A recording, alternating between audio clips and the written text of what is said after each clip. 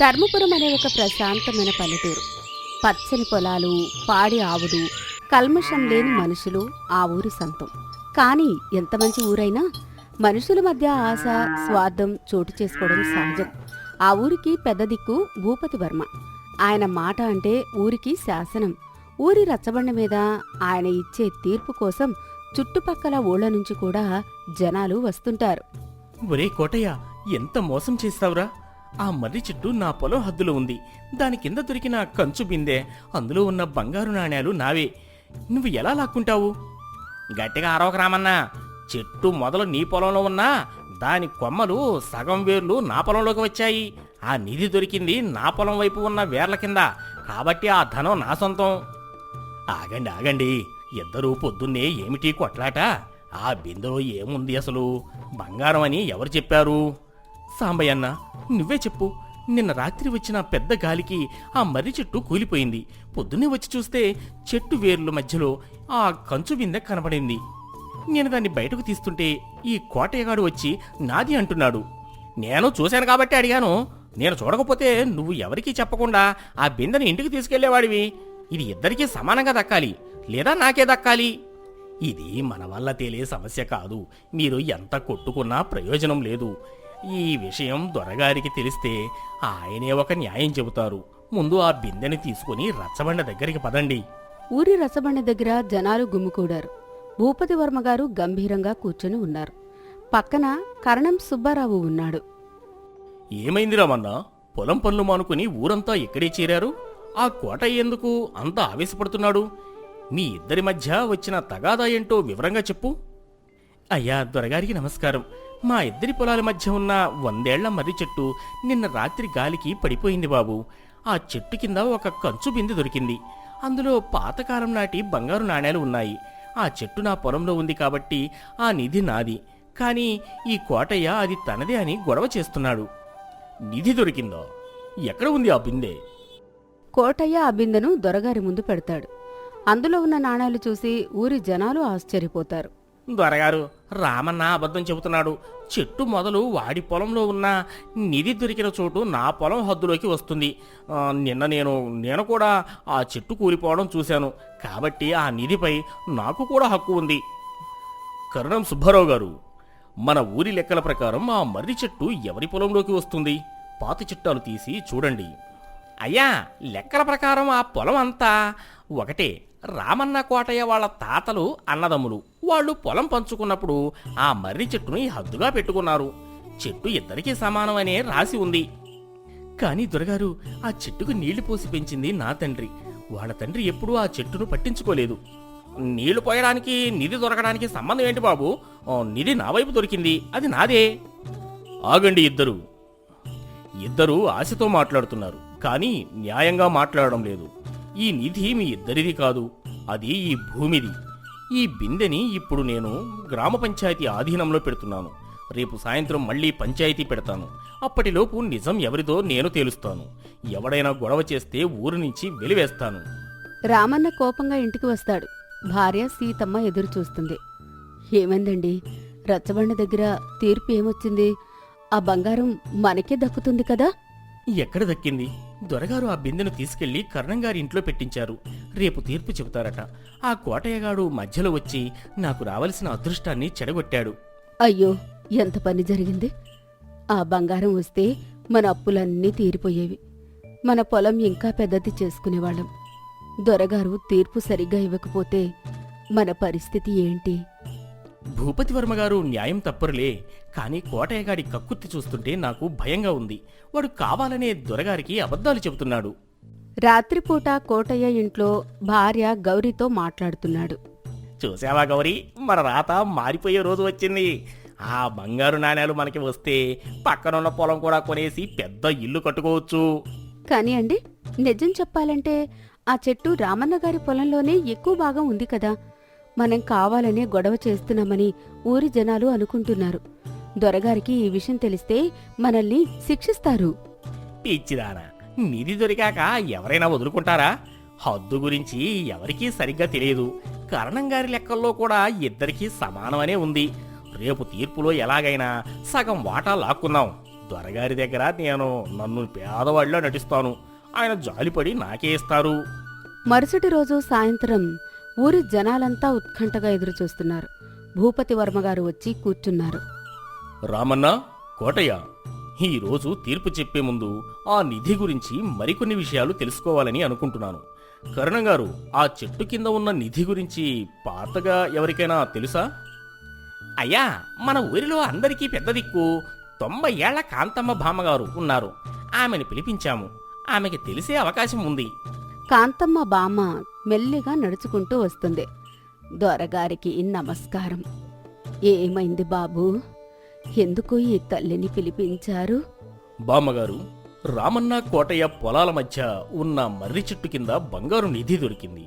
అది ఎవరిది అని వాళ్ల గొడవ. ఆ నిధి గురించి మీకు ఏమైనా తెలుసా? నిధి దొరికిందా? అయితే నా అనుమానం నిజమైంది బాబూ. బాబూ, ఆ చెట్టు రామన్న కోటయ్య తాతల నాటింది కాదు. నేను చిన్నపిల్లగా ఉన్నప్పుడు ఒక సన్యాసి మన ఊరికి వచ్చారు. ఆయన దగ్గర అనేక బంగారు నాణేలు ఉండేవి. ఆయన ఊరు ఊరు తిరుగుతూ గుళ్ళ నిర్మాణానికి ధనమిస్తుండేవాడు. ఆయన మన ఊరికి వచ్చి జబ్బు పడి చనిపోయే ముందు ఆ ధనమంతా ఒక బిందెలో పెట్టి మర్రి మొక్క నాటి దాని కింద పాతిపెట్టాడు. ఈ ధనం గ్రామ కళ్యాణం కోసం ఉపయోగపడాలి అని ఆయన చెప్పిన మాటలు నేను నా చెవులతో విన్నాను బాబూ. ఊరి జనాలు ఆశ్చర్యంతో సన్యాసిధనమా? సన్యాసిధనమా?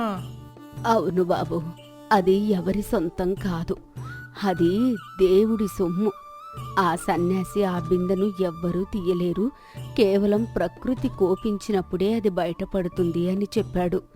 నిన్న వచ్చిన తుఫానికి చెట్టు కూలి బిందె బయటకొచ్చిందంటే దాని అర్థం ఈ ధనం ఇప్పుడు ఊరి అవసరాల కోసం వాడుకోవాలి అని. రామన్న నిరాశగా, కాని బామ్మగారు, దొరికింది నా పొలంలో కదా. అది సన్యాసిధనం అని నమ్మకం ఏంటి? ఇది బామ్మగారి కట్టుకథ అయి ఉండొచ్చు. దొరగారు, బామ్మ మాటలో నమ్మొద్దు. అది మా తాతలు సంపాదించింది. కోటయ్య, బామ్మగారి మాటల్ని అవమానిస్తావా? ఆమె వయసుకైనా విలువ ఇవ్వు. సరే, బామ్మగారి మాటల మీద మీకు నమ్మకం లేకపోతే నేను ఒక తీర్మానం చేస్తాను. ఈ బిందెలో ఉన్న ధనం ఎవరిది అనేది నేను తేల్చను. మన గ్రామదేవత పోచమ్మ తల్లి తెలుస్తుంది. గ్రామదేవత ఎలా తెలుస్తుంది బాబు? ఈ రోజు రాత్రి ఈ బిందెని పోచమ్మ గుడిలో దేవత విగ్రహం ముందు పెడతాము. గుడి తలుపులు వేసి తాళం వేస్తాము. రామన్న, కోటయ్య, మీరిద్దరూ గుడి బయట రాత్రి అంతా నిద్రపోకుండా కావలి కాయాలి.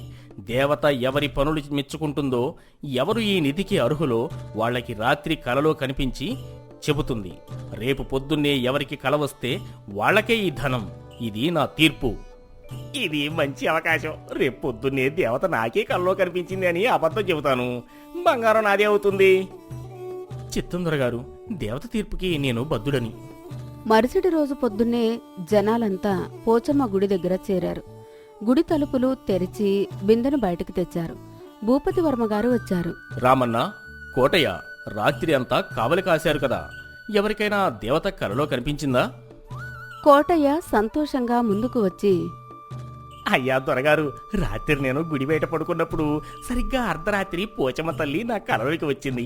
ఆమె నాతో, కోటయ్య, నువ్వు చాలా కష్టపడే రైతువి, ఈ ధనం నీకే దక్కాలి, నువ్వే తీసుకో అని దీవించింది బాబు. ఈ నిధి నాదే. ఊరి జనాలు అనుమానంగా చూస్తున్నారు. నిజమా కోటయ్య? దేవత అంతగా దీవించిందా? మరి రామన్న, నీకు ఎవరూ కనిపించలేదా కలలో? లేదు దొరగారు, నాకు రాత్రి అంతా నిద్ర కూడా పట్టలేదు. నాకు దేవత కనిపించలేదు, ఎలాంటి కళ రాలేదు. బామ్మగారు చెప్పిన నిజాన్ని నేను నమ్ముతున్నాను. ఆ ధనం నా పొలంలో దొరికినా అది దేవత సొంతం. నాకు దాని మీద ఆశ పోయింది. కోటయ్య, నువ్వు ఎంత పెద్ద దొంగవి అనేది ఈ రోజు రుజువైంది. నేను దొంగని ఎందుకు అవుతాను బాబు? దేవత నిజంగానే. ఆపు నీ కట్టుకథలు. అసలు రాత్రి నేను ఆ కంచు బిందెలో ఉన్న బంగారు నాణేలు అన్నీ తీయించి వాటి స్థానంలో రాళ్లు పెట్టి తలుపులు వేశాను. దేవత నిజంగా నీ కలలోకి వచ్చి ఉంటే బిందెలో ఉన్నవి రాళ్ళు అని చెప్పి ఉండాలి కదా. బంగారం లేని బిందె తీసుకో అని దేవత ఎందుకు చెబుతుంది? కోటయ్య గుండె ఆగిపోయినంత పనైంది. వాడు భయంతో తల దించుకుంటాడు. ఊరి జనాలందరూ కోటయ్యని అసహ్యంగా చూస్తారు. నీ స్వార్థం, దురాశ నిన్ను గుడ్డివాణ్ణి చేశాయి కోటయ్య. నిధి కోసం ఊరి జనాలని, నన్ను, చివరికి దేవతని కూడా మోసం చేయాలనుకున్నావు. రామన్న చూడు, వాడు నిజాయితీతో తనకు కల రాలేదు అని చెప్పాడు. నిధి దక్కదు అని తెలిసినా అబద్ధమాడలేదు. ఇక్కడే తెలిసిపోయింది ఎవరు ఏంటో. అయ్యా, నన్ను క్షమించండి దొరగారు. బంగారం పిచ్చితో నేను తప్పు చేశాను. నాకు ఎలాంటి కళ రాలేదు. నన్ను ఊరు నుంచి పంపేయించేయకండి బాబు. తప్పు చేస్తే శిక్ష తప్పదు కోటయ్య. నిధి కోసం దేవత పేరు మీద అబద్ధం చెప్పినందుకు నిన్ను కఠినంగా శిక్షించాలి. కానీ నువ్వు క్షమాపణ అడుగుతున్నావు కాబట్టి ఒక అవకాశం ఇస్తున్నాను. ఏమి చెప్పినా చేస్తాను బాబు. ఈ నిధి అంతా బామ్మగారి చెప్పినట్టు ఊరి అవసరాల కోసం వాడతాము. మన ఊరికంతా ఉపయోగపడే ఒక పెద్ద ధర్మశాల నిర్మిస్తాము. ఆ ధర్మశాల నిర్మాణంలో నువ్వు 1 నెల రోజుల పాటు ఎలాంటి కూలీ తీసుకోకుండా పనిచేయాలి. అదే నీకు శిక్ష. అలా చేస్తే నీ తప్పు క్షమించినట్టే. చెత్తం బాబు, నేను నా పాపని కడుక్కుంటాను. రామన్న, నీ నిజాయితీని నేను మెచ్చుకున్నాను. ఈ ధర్మశాల నిర్మాణ బాధ్యత, అది పూర్తయ్యాక దాన్ని నిర్వహించే బాధ్యత నేను నీకు అప్పజెబుతున్నాను. ధర్మంగా బతికేవాడికి ఎప్పుడూ మంచే జరుగుతుంది. మహాప్రభు, మీ తీర్పు న్యాయాన్ని బ్రతికించింది. నాకు ఎలాంటి ధనం వద్దు. ఊరి జనాలకి సేవ చేసుకునే ఈ భాగ్యం చాలు. శుభం. మన రచ్చబండ తీర్పు మరొకసారి ధర్మాన్ని నిలబెట్టింది. స్వార్థం ఓడిపోయింది. నిజాయితీ గెలిచింది. ఊరి జనాలు గట్టిగా భూపతి వర్మ గారికి జై, ధర్మపురి న్యాయానికి జై. ఆ తీర్పుతో ధర్మపురం ఊరు కొత్త మార్గంలో నడవడం మొదలుపెట్టింది. కోటయ్య తన తప్పు తెలుసుకుని 1 నెల రోజులు కష్టపడి ధర్మశాల నిర్మాణంలో పాల్గొన్నాడు. రామన్న ఆ ధర్మశాలని నిజాయితీగా నిర్వహిస్తూ ఊరికి పేరు తెచ్చాడు. ఆ 100 ఏళ్ల మర్రి చెట్టు కూలిపోయినా ఆ చెట్టు కింద దొరికిన నిధి వల్ల ఊరికి ఎంతో మేలు జరిగింది. మనుషుల్లో ఉన్న ఆశ, స్వార్థం ఎలాంటి అనర్థాలకి దారితీస్తుందో, నిజాయితీ ఎలాంటి గౌరవాన్ని ఇస్తుందో ఆ తీర్పు నిరూపించింది. రచ్చబండ సాక్షిగా జరిగిన ఈ కథ ఇంకా చాలా తరాల వరకు ఆ పల్లెటూరులో గొప్ప కథగా నిలిచిపోయింది. నీతి, మోరల్, దురాశ దుఃఖానికి చేటు. కృష్ణాపురం అనే పల్లెటూరిలో సుబ్బయ్య అనే ఒక వ్యాపారి ఉండేవాడు. కాస్త లావుపాటి శరీరంతో ఉండే సుబ్బయ్యకు డబ్బు మీద ఆశ ఎక్కువ. సుబ్బయ్య భార్య పార్వతమ్మ చాలా మంచిది. ఇంటి పనులు చేసుకుంటూ భర్తకు మంచి బుద్ధులు చెబుతూ ఉండేది. ఒకరోజు పక్క ఊరికి వ్యాపార నిమిత్తం వెళ్లిన సుబ్బయ్య రాత్రి బాగా పొద్దుపోయాక ఇంటికి తిరిగి వచ్చాడు. అతని ముఖంలో ఏదో తెలియని భయం. చేతిలో బరువైన తోలు సంచి ఉన్నాయి. సుబ్బయ్య తలుపు గట్టిగా తడుతూ వణుకుతున్న గొంతుతో, పార్వతి, తలుపు తీయవే. ఎవరైనా చూస్తే నా ప్రాణాలు పోతాయి. తలుపు తీయి. ఏమండి, ఏమిటా కంగారు? ముఖమంతా చెమటలు పట్టింది. ఆ చేతిలో ఉన్న సంచి ఏంటి? ఎందుకు అలా గుండెలు పట్టుకుని రొప్పుతున్నారు? ఏమైనా కుక్కలు వెంబడించాయా ఏమిటి? గట్టిగా అరవకు పార్వతి. గోడలకు చెవులుంటాయి. ఈ పాడుబడిన ప్రపంచంలో ఎవరిని నమ్మడానికి వీల్లేదు. ముందు ఆ తలుపు గడియ పెట్టు. వీధి వైపు ఉన్న కిటికీలు కూడా మూసేయి. అదేమిటండి, ఎండాకాలం ఉక్కపోతతో ప్రాణాలు పోతుంటే కిటికీలు మూయమంటారు? ఊర్లో అందరూ గాఢ నిద్రలో ఉన్నారు. దొంగల భయం లేదు. అయినా మన ఇంట్లో దొంగిలించడానికి ఏముందని అంత భయం? ఏముందా? ఈ సంచిలో ఏముందో చూస్తే నీ కళ్ళు బయర్లు కమ్ముతాయి. ప్రాణాలు పోయినా సరే ఈ సంచి గురించి బయట ఎవరికీ తెలియకూడదు. ఆ దీపం కాస్త ఇటు తీసుకురా. సంచి మూతి విప్పి చూపించాడు. అందులో పసుపు పచ్చగా మెరుస్తున్న 100ల కొద్ది బంగారు నాణాలు ఉన్నాయి. అమ్మో, ఇన్ని బంగారు నాణాలా? ఎక్కడవండి ఇవి? వ్యాపారంలో ఇంత లాభం రావడం అసాధ్యం. దయచేసి నిజం చెప్పండి. ఎవరిదైనా దొంగిలించి తీసుకురాలేదు కదా? నీ నోటికి తాళమేవి? నేను దొంగను కాదు. పక్క ఊరి నుంచి అడవి మార్గంలో వస్తుంటే ఆ పెద్ద మర్రి చెట్టు కింద ఒక గుంతలో ఎవరో పాతిపెట్టిన ఈ సంచి పైకి కనిపించింది. బహుశా పూర్వకాలం నాటి దొంగలు దాచుకున్న నిధి అయి ఉంటుంది. అదృష్టం నన్ను వరించింది పార్వతి. ఇక మనం ఈ ఊర్లో అందరికంటే ధనవంతులం. ఏ పని చేయకుండా కాలు మీద కాలు వేసుకొని కూర్చుని తినొచ్చు. వద్దండి, ఆ ఆలోచన విడనాడండి. దారిలో దొరికిన సొమ్ము మనకు ఎప్పటికీ దక్కదు. ఒకరి కష్టం మనకు అరిష్టం తీసుకొస్తుంది. ఎవరికి చెందిన సంచో వాళ్ళు ఎంత కన్నీరు పెడుతున్నారో. రేపు ఉదయాన్నే ఈ సంచిని తీసుకెళ్లి మన ఊరి పెద్దలకు, పంతులు గారికి అప్పగించండి. మన పరువు, ప్రాణాలు దక్కుతాయి. ఇది మన దగ్గర ఉంటే నాకెందుకో కీడు జరుగుతుందని భయంగా ఉందండి. హ్మ్, నీకు మతి లేదు పార్వతి. లక్ష్మీదేవి నడిచి ఇంటికి వస్తే తలుపు మూసే పిచ్చిదానివి నువ్వు. ఎవరికో ఎందుకు ఇవ్వాలి? ఇది నా సొంతం. దీన్ని భూమిలో పాతిపెట్టి ఎవరికీ అనుమానం రాకుండా కొద్ది కొద్దిగా వాడుకుంటాను. నువ్వు మాత్రం నోరు జారి ఎవరికీ ఈ విషయం చెప్పవద్దు. నా ప్రాణాల మీద ఒట్టు. సుబ్బయ్య ఆ రాత్రి ఆ బంగారు నాణాల సంచిని తన మంచం కింద ఒక చెక్క పెట్టెలో పెట్టి తాళం వేశాడు. కాని ఆ రాత్రి అతనికి కంటి మీద కునుకులేదు. కొద్దిగా గాలి వీచినా, ఆకుల శబ్దం వచ్చినా ఎవరో దొంగలు వస్తున్నారేమో అని ఉలిక్కిపడి లేచేవాడు. మరుసటి రోజు ఉదయం సుబ్బయ్య అంగడికి వెళ్ళాడు. మనసంతా ఆ ఇంట్లో ఉన్న సంచి మీదే ఉంది. అప్పుడే రామన్న అనే పేద రైతు అక్కడికి వచ్చాడు. అయ్యా సుబ్బయ్య గారు, నమస్కారం. ఈ ఏడాది ఎండలు మండిపోతున్నాయి. పొలం అంతా బీటలు వారింది. నా దగ్గర ఉన్న పాత విత్తనాలు పనికిరావు. మీరు కొత్త రకం విత్తనాలు తెచ్చారట కదా, ఒక 2 బస్తాలు అప్పుగా ఇస్తే పంట చేతికి రాగానే మీ రుణం తీర్చేస్తానయ్యా. విత్తనాలా? నా దగ్గర విత్తనాలు ఎక్కడున్నాయి రామన్నా? నా దగ్గర ఏమీ లేవు. నా అంగడిలో ఉన్నవన్నీ మామూలు సరుకులే. అదేమిటయ్యా అలా అంటారు? నేను విత్తనాలు అడగడానికి వచ్చాను. మీ ముఖం ఎందుకో పీకిపోయినట్లుంది. రాత్రి నిద్రపోలేదా ఏమిటి? కళ్ళ కింద నల్లటి వలయాలు వచ్చాయి. మీ ఇంటి వైపు నుంచి వస్తుంటే మీ గడప దగ్గర ఎవరో 3 మనుషులు నక్కి నక్కి చూస్తున్నారు. అదేమిటో చూసుకోండి బాబు. ఆ? ఎవరు వాళ్ళు? ఎందుకో నా గడప దగ్గర చూస్తున్నారు? వాళ్ళకేం కావాలి? రామన్న, నువ్వు వాళ్ళతో చేతులు కలిపావా? నా ఇంట్లో ఏదో పెద్ద నిధి ఉందని వాళ్ళతో చెప్పావా? నిజం చెప్పు, లేకపోతే నీ అంతు చూస్తాను. అయ్యా సుబ్బయ్య గారు, నాకేం తెలుసయ్యా మీ ఇంటి గుట్టు. నేనొక పేద రైతుని. ఎవరో దారిని పోయేవాళ్ళు మీ ఇంటి పక్కన నిలబడితే నేను చూసి చెప్పాను అంతే. మీకు అంత కోపం ఎందుకో నాకు అర్థం కావడం లేదు. నాకు మీ విత్తనాలు వద్దు, మీ అప్పు వద్దు. రామన్న అక్కడి నుంచి పరుగు తీశాడు. సుబ్బయ్య మనసులో భయం 100 రెట్లు పెరిగింది. తన ఇంట్లో ఉన్న బంగారు నాణాల సంచి గురించి ఊరంతా తెలిసిపోయిందని భ్రమపడసాగాడు. వెంటనే అంగడికి తాళం వేసి ఇంటికి పరిగెత్తాడు. ఆ రోజు రాత్రయింది.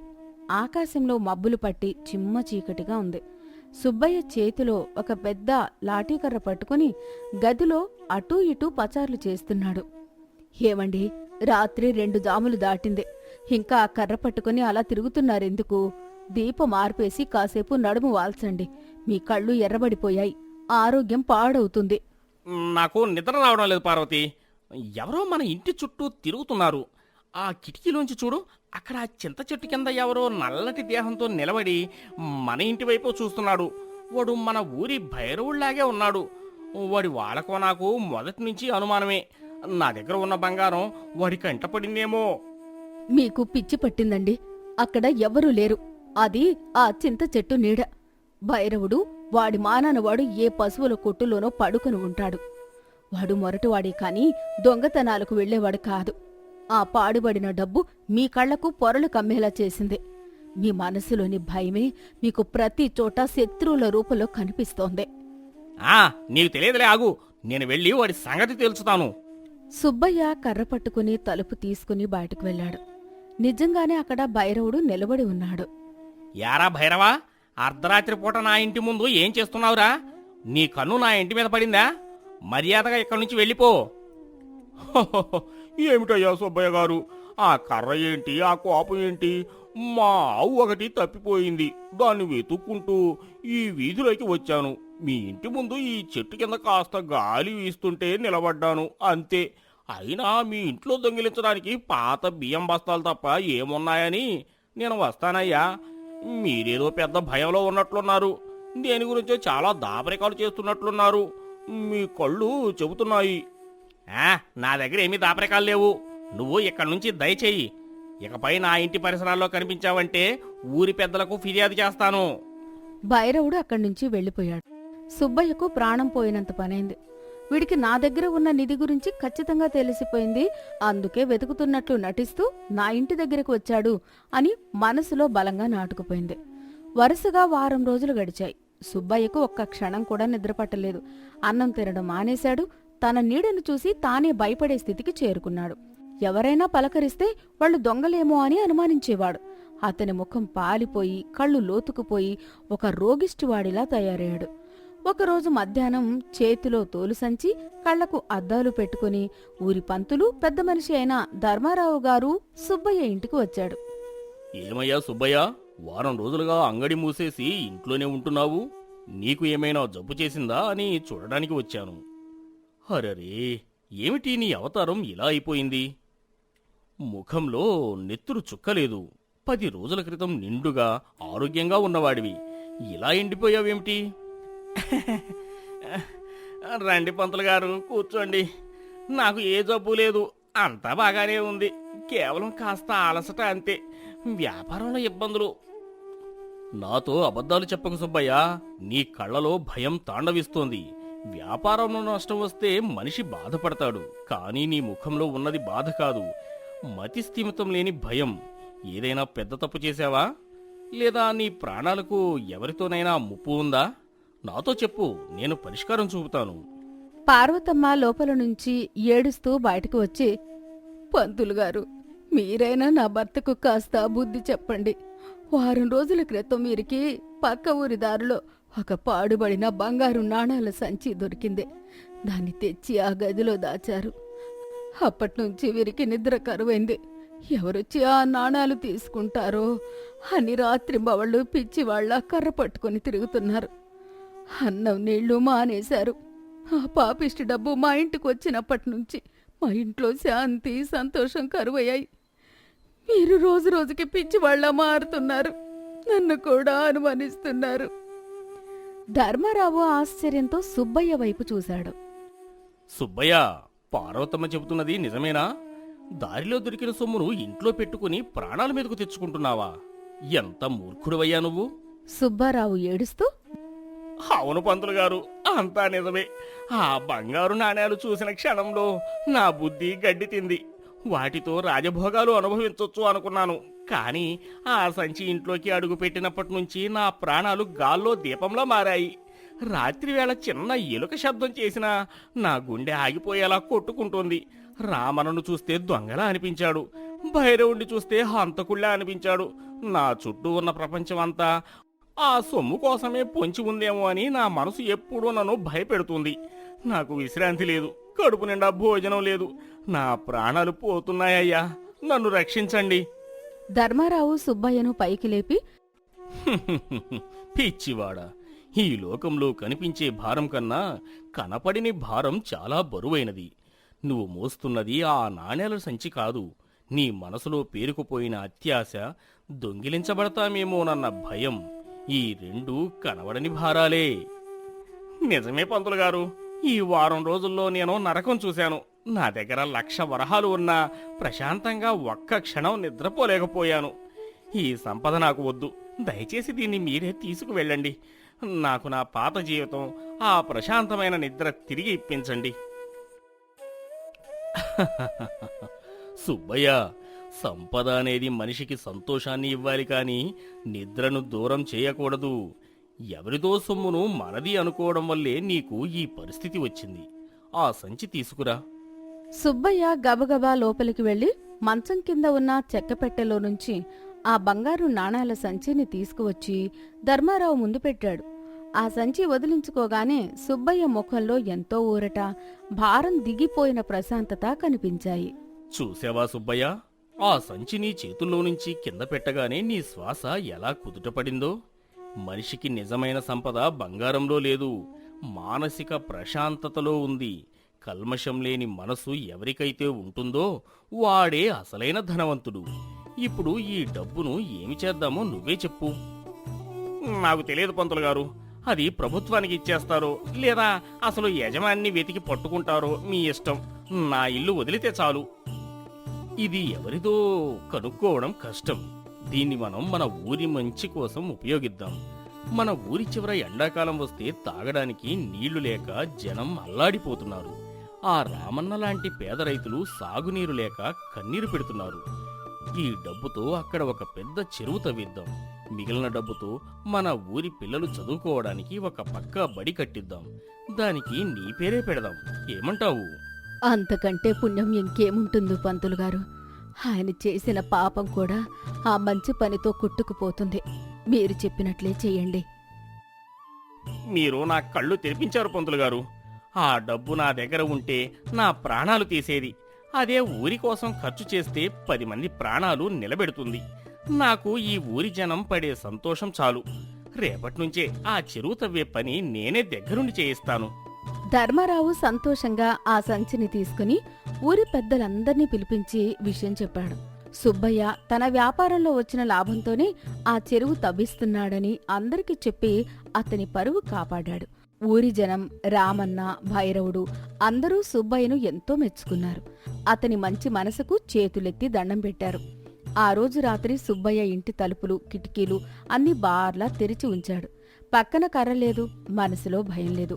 చల్లటి గాలి లోపలికి వస్తుండగా పార్వతమ్మ పెట్టిన కమ్మటి భోజనం తిని మంచం మీద నడుము వాల్చిన వెంటనే సుబ్బయ్యకు గాఢమైన నిద్ర పట్టింది.